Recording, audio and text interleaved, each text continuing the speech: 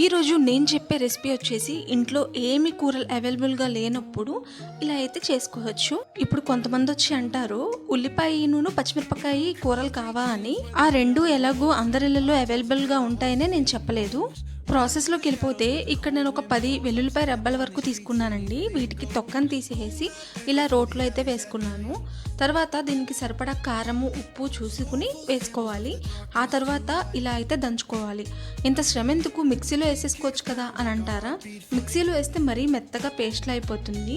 అలా కాకుండా ఇలా కచ్చాబచ్చాగా ఉంటేనే తినేటప్పుడు టేస్ట్ బాగుంటుందని ఇలా రోట్లో అయితే చూపించాను. మీరు అంత కష్టపడలేను అనుకున్నప్పుడు మిక్సీలో అయితే వేసేసుకోవచ్చు. కానీ నేను షూర్గా అయితే చెప్పగలను, ఇలా మనం కచ్చాబచ్చాగా రోట్లో దంచుకుంటేనే టేస్ట్ బాగుంటుంది, తినేటప్పుడు మనకి టేస్టీగా బాగుంటుంది. సో మనకి వెల్లుల్లి కారం అయితే రెడీ అయిపోయింది. దీన్ని పక్కన పెట్టేసుకుందాము. కడాయిలోకి ఒక 2 స్పూన్లు ఆయిల్ వరకు వేసుకున్నాను. ఆ తర్వాత ఒక గుప్పెడు పల్లీలను కూడా వేసుకున్నాను. పల్లీలు అంటే చాలామందికి ఇష్టం కదా, అందుకని నేను కూడా కొంచెం ఎక్కువ వేసుకున్నాను ఇక్కడ. ఇవి ఒక 50% వరకు వేగిపోయిన తర్వాత ఇందులోకి పోపు దినుసులు వేసుకున్నాను. అంటే జీలకర్ర, పచ్చిశనగపప్పు, మినప్పప్పు అండ్ అలాగే ఆవాలు కూడా కొద్దిగా చూసుకుని వేసుకోవాలి. ఇప్పుడు ఈ రెండింటిని కలుపుకొని మనం మంచిగా వేయించుకోవాలన్నమాట. పోపు మాత్రం కరెక్ట్గా వేగాలండి, పచ్చిగా ఉంటే టేస్ట్ బాగోదు. ఇలా పోపు బాగా వేగిపోయిన తర్వాత ఇందులోకి ఒక 2 పచ్చిమిరపకాయలు మధ్యకి కట్ చేసుకుని వేసుకున్నాను. ఇది కూడా వేగిపోయిన తర్వాత ఇందులోకి మనం ఇందాక దంచి పెట్టుకున్నాం కదా వెల్లుల్లిపాయ కారము ఉప్పు కలిపి, ఆ పేస్ట్ని ఇందులోకి వేసుకోవాలి. కడాయిలోకి వేసేసుకుని పచ్చివాసన పోయేంత వరకు మీడియం టు లో ఫ్లేమ్ పెట్టుకుని వేయించుకోవాలన్నమాట. వెల్లుల్లిపాయ అనేది కొంచెం పచ్చివాసన పోయితే సరిపోతుంది మనకి. మీ అందరికీ చిన్న రిక్వెస్ట్ అండి, మన ఛానల్ వచ్చి 1000 సబ్స్క్రైబర్స్కి దగ్గరలో ఉంది. సో మీరు ఒకసారి నా రెసిపీస్ అన్నీ చూసి బాగుంటే నా ఛానల్ని సబ్స్క్రైబ్ చేసుకోండి. వెల్లుల్లిపాయ కారాన్ని వేసుకున్న తర్వాత పచ్చివాసన పోయేంత వరకు వేయించుకున్నాం కదా, ఇప్పుడు కొద్దిగా పసుపు కూడా వేసుకోండి. టేస్ట్ పరంగా కానీ కలర్ పరంగా కానీ చాలా బాగుంటుంది. సో ఎక్కువ సేపు వేయించక్కర్లేదు. పసుపు వేసుకున్న తర్వాత కొద్దిగా అలా వేయించేసి తర్వాత మనం ముందుగా ఉడికించుకున్న అన్నాన్ని అయితే వేసుకోవాలి.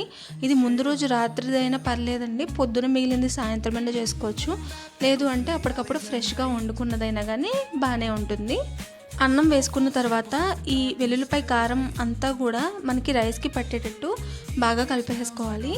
ఇది వచ్చి చిన్నప్పుడు మా అమ్మ వాళ్ళకి అమ్మమ్మ చేసి పెట్టేదన్నమాట, కూరలు ఏం లేనప్పుడు. ఇప్పుడు వచ్చేసి ఇది నా ఫేవరెట్ రెసిపీ అయిపోయింది.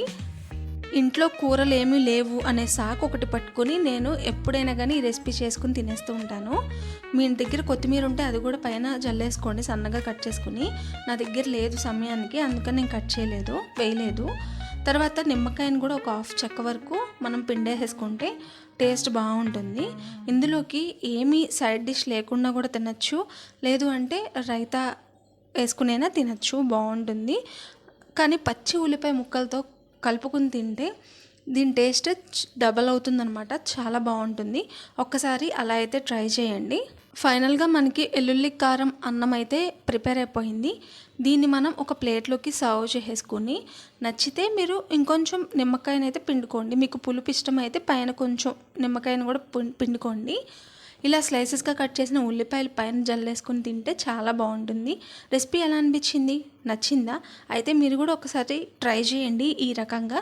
నచ్చితే నా ఛానల్ని సబ్స్క్రైబ్ చేసుకోండి. చెప్పాను కదా 1000 సబ్స్క్రైబర్స్కి దగ్గరలో ఉన్నామని. సో ఒక్కసారి ఛానల్లో వీడియోస్ చూసి నచ్చితే లైక్ కొట్టండి అండ్ అలాగే సబ్స్క్రైబ్ చేసుకోండి. Thanks for watching.